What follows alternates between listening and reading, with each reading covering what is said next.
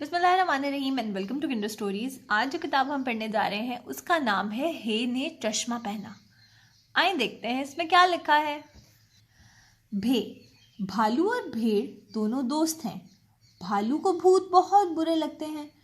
भेड़ भूत से नहीं डरती। एक रोज भेड़ बोली, चलो बाजार से भेलपुरी, भुट्टे और चने लाते हैं।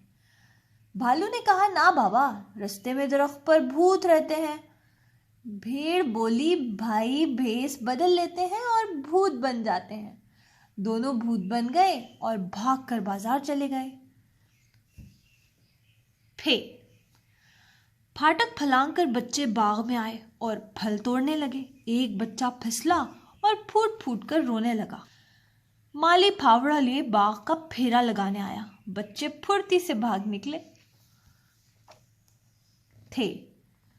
थाल बहुत बड़ा होता है, थाली बड़ी नहीं होती। थैला और थैली में थोड़ा ही फर्क है। हाथी के दांत और मेरे हाथ में बहुत फर्क है। कोई तेज चलता है, कोई थम थम कर चलता है, कोई जल्दी थक जाता है और कोई थकता ही नहीं। ठुमक ठुमक कर बंदर ने बंदूक उठाई, हवा में झूठ मूठ की ठाएं ठाएं की, फिर अपनी टोपी ठीक की और ठाठ से बैठ गया। बच्चे हंसने लगे तो बंदर ने उन्हें ठिंगा दिखाया।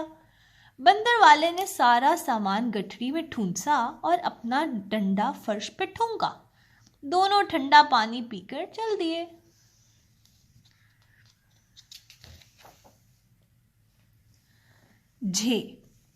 झील के किनारे पानी में झाग था। हमने उसे झट हाथ से पकड़ना चाहा, वो हमारे हाथ ना आया। हम झाड़ू लेकर आए मगर वो भला कहाँ हाथ आता। हवा के झक्कड़ चल रहे थे, झाड़ियों से पत्ते झड़ने लगे।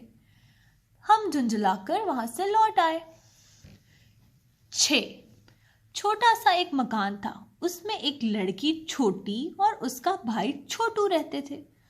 छोटी और छोटू के अब्बा छक्कन मियाँ फल बेचते थे। वो हमेशा कहते थे, फल छील कर छिलके यहाँ वहां मत फेंको, चाहे छुरी से काटो चाहे हाथ से छीलो। खुद छक्कन मियाँ बड़ी जोर से छींकते, आछू। वो छोले खाते और छाछ पीते थे।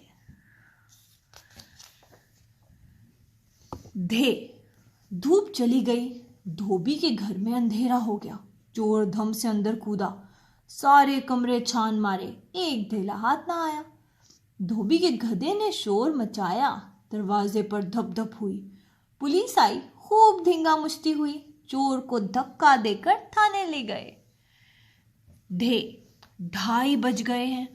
जोर की भूख लगी है। ढीला ढाला कुर्ता पजामा पहन लो और ढंग से बैठ जाओ। डोंगे का ढकना उठाओ, चावलों का ढेर मत लगाओ, रोटी को ढांप दो। बाहर ढप ढप ढोल बज रहा है। रोटी सालन खत्म करो, फिर बाहर जाओ।